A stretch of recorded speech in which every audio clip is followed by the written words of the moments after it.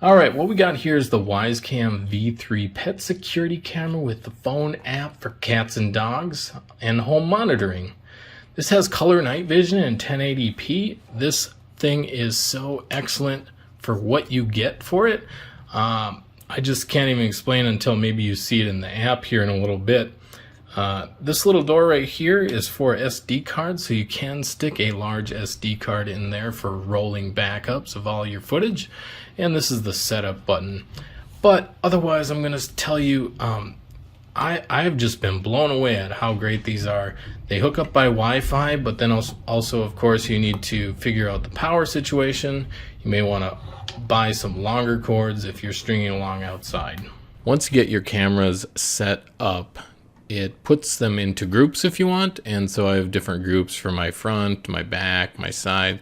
I also use it in my kids' room, like if I clicked into that on my phone, I would be able to see my kids at night, kind of like a baby monitor is what I use that for. And then, for example, let's take a look at the back group. And so here is my backyard streams. We got up top and then to the left and then to the right. So if I click into one of these on my phone, of course I'd just be hitting it. You can actually speak to the people on the other end of the camera if you have it somewhere accessible to people, like your front door or side door or something like that. You can listen to the sound. You can just straight up on-site record.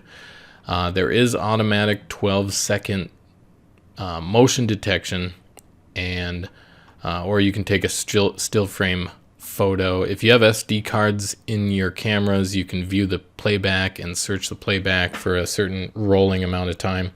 Let's see if this works. I'm going to turn my phone sideways, and now you see the full view on the phone of what you got here. And I can also go ahead and zoom in to wherever I'm watching or looking at. I really like that you can zoom in and kind of watch if you're seeing some activity in a certain spot. And I'll flip it back to normal. When it's right side up like this, you can also still zoom in while you're looking at it vertically and move it around.